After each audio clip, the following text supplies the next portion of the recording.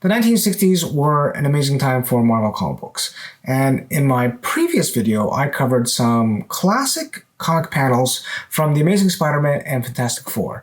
And in this video I want to take a look at other titles published by Marvel during this time that also have classic comic panels. Okay, let's jump right in. Let's talk about the Avengers. Issue number 4 is a landmark issue because it reintroduces Captain America into the Marvel Universe. It's actually Namor, the Submariner, who discovers a frozen Steve Rogers and tosses him back into the ocean. I always thought it was a little weird how Kirby drew Subby throwing the frozen Captain America. It's almost like he's using a Sidewinder pitch. Anyway, the one panel in particular that always stood out to me was when the Avengers laid out his body and under the tattered uniform it revealed the shield of Captain America. Captain America is back. Stan Lee and Jack Kirby did something very interesting here, and that is tying Captain America back to his World War II days. In actuality, Captain America did appear in comic books briefly in the mid-1950s as Captain America, the Commie Smasher. In terms of continuity and, era, it certainly feels more appropriate that he's linked back to World War II. When John Buscema became the artist of the Avengers, he did some pretty remarkable artwork. One issue in particular is Avengers number 58, which is the origin of the Vision. Now, Avengers number 57 gets a lot of love from collectors because it's the first appearance of the Vision and has a remarkable cover. But number 58 really has an amazing story written by Roy Thomas that is penciled by John Buscema. Specifically, it's the last full-page panel that shows the emotion of the Vision as he becomes accepted as a member of the Avengers. This is one of the best single-issue stories for the Avengers. John Buscema did an incredible amount of quality work in the 1960s, and on top of his work on the Avengers, his work on the early issues of Silver Surfer are definitely worth checking out as well. A few issues later, a young Barry Windsor Smith would fill in for a couple issues and channel his best Jack Kirby, and he does a great job, in particular with Ultron, or Ultron 6. I love the cover of number 67 as well, which was done by John Buscema's younger brother, Sal. Ultron really shaped up to be one of the best villains for the Avengers. And, the terrifying debut of Ultron number 6 is a classic image of the robotic villain's power. In my previous video, I briefly touched upon Steve Ditko's Doctor Strange and showed some classic panels from Doctor Strange number 126, Doctor Strange's first encounter with the dreaded Dormammu. Dormammu would appear now and then in various issues in Strange Tales, but Ditko saved his best for last, which is the epic finale, and that's in Strange Tales number 146, where Steve Ditko really outdoes himself. There are some stunning panels where Dormammu faces off with Eternity, the living embodiment of the entire universe.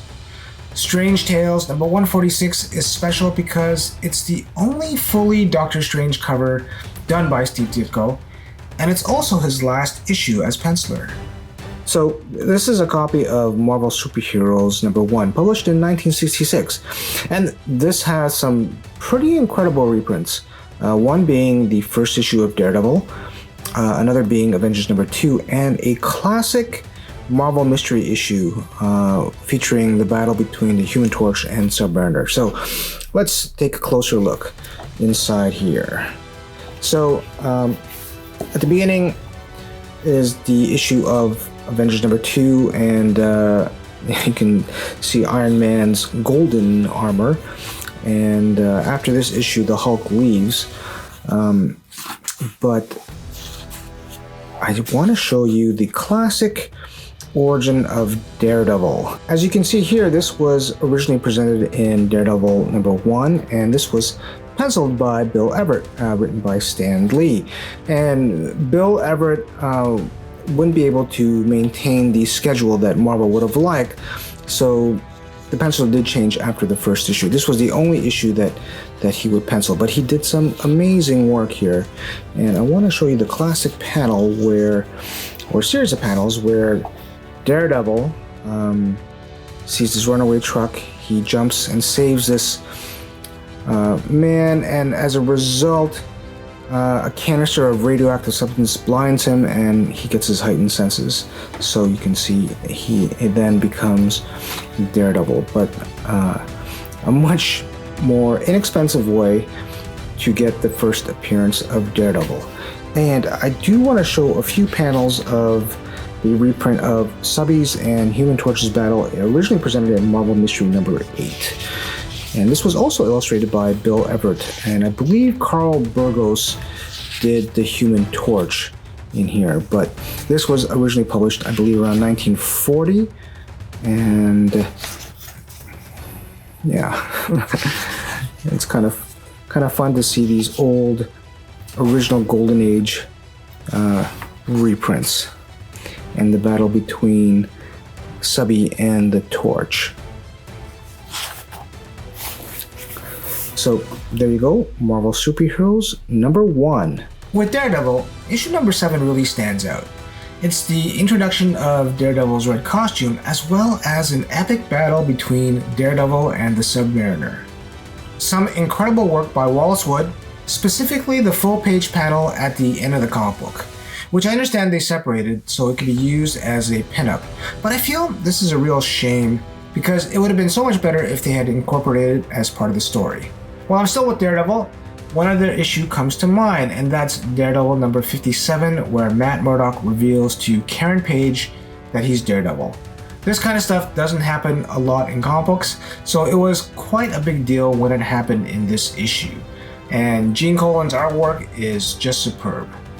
With the Submariner, one of my personal favorite issues featuring him is Tales to Astonish number 100, which features a classic fight between Subby and the Hulk.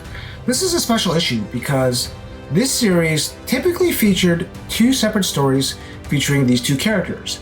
But in this one, they share the same story and share an epic battle. This is just a fun battle issue with some really nice artwork by Marie Severin.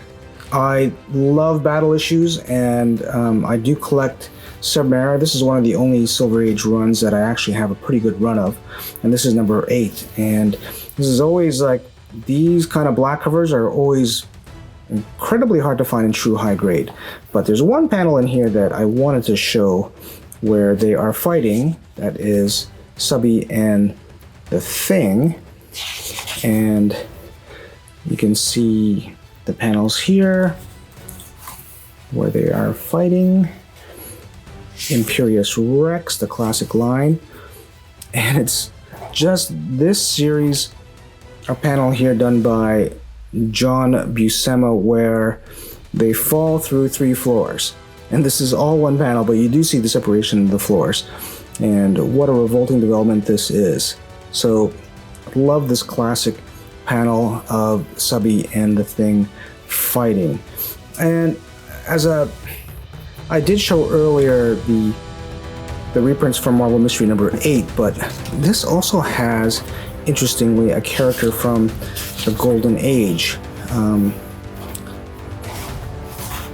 and the person who writes the journal, and she appears early on and in a flashback, and then she also appears at the end, and that's Betty Dean.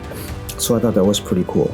If you've watched some of my other videos, you'll know that I am a big fan of Jack Kirby, and along with the Fantastic Four, I felt some of his best work was done on Thor.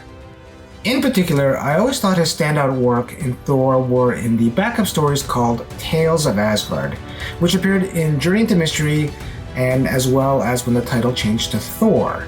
Now this is really prime Kirby. The original issues can be expensive, for sure, but you can find them in a nicer compiled version in these one-shots, Tales of Asgard. They were published in 2 separate volumes, several years apart. I just wanted to quickly show you Tales of Asgard. Now these had reprints from Thor, the backup stories in the issues of Journey into Mystery and later in Thor, but I always thought that these stories were like some of Jack Kirby's best work in the 1960s, and you know, I don't know if he had more kind of leeway in terms of the artwork that he did, but certainly, like, you know, like there were, it felt like he did a lot more larger panels in a lot of these stories. So definitely worth checking out. And there was another Tales of the Asgard that came out in the 80s, and this is when Walt Simonson was doing his work on Thor, and so he did a new cover. But these are all like Kirby reprints as well too, and so these are definitely worth checking out. And often as well too, you'll have like big splash pages like this. But a lot of these wonderful kind of shorter stories of Thor, and some of the best Kirby stuff, in my opinion, from the 1960s. This I think you can find pretty inexpensively. If you want a high-grade copy of this, it's going to be a little more expensive, but these are definitely worth checking out if you like Thor, and especially if you like Jack Kirby's work. I'm also a big fan of Jim Steranko, and I've made a previous video spotlighting his work at Marvel. So I won't go into too much detail on some of his classic panels, but they are plentiful. If you pick up some of his Captain America or Nick Fury stuff, you can just see like so many classic panels that he did during this time. As a guilty pleasure, I love what are called the pre-hero Marvel monster comic books. In the late 1950s to the early 1960s, Marvel had a period of time where these larger-than-life monsters invaded a lot of these titles. You had artists like Jack Kirby, Steve Ditko, Don Heck, and Dick Ayers illustrate fantastic splash pages from this era. Covers and splash pages are meant to hook you and convince you to buy a comic book, and the monster era of Marvel had some stunning pages with some highly original names. I'm just showcasing a bunch of splash pages from Strange Tales, one of the better titles of these monster books. Now, the originals of these can be hard to track down, as well as they can be pretty expensive when you do find them, and a cheaper alternative is to look for reprint titles that came out in the 1970s. So this is a copy of the first issue of Where Monsters Dwell. It's one of the monster reprint titles that I talked about, and they're great. So these are some of the examples of like splash pages from like the stories that Kirby, Ditko, Ayers, Don Heck would do from previous eras, and I can just kind of show you a few other examples of splash pages like that one, which is Gorgola, the living gargoyle. That's so awesome.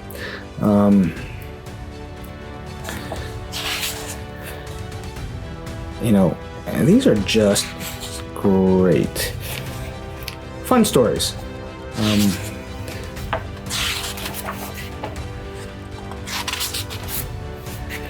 And these used to be very cheap, but they've gotten a little pricier as time has gone by. But they're certainly still a lot more affordable than buying the originals. I just wanted to show you one more that I really like, which is this crazy page. A Martian walks among us. Man, great stuff. But I love these stories. They are a lot of fun. And while not super cheap, they are certainly far cheaper than buying the originals. Yeah, look out for these. There are so many classic panels from Marvel from the 1960s, and I'm sure I missed a whole bunch. But let me know in the comments below, like, what are some of your favorite classic panels that I might have missed from Marvel from the 1960s. Thanks for watching, and until next time, read and enjoy your comic books.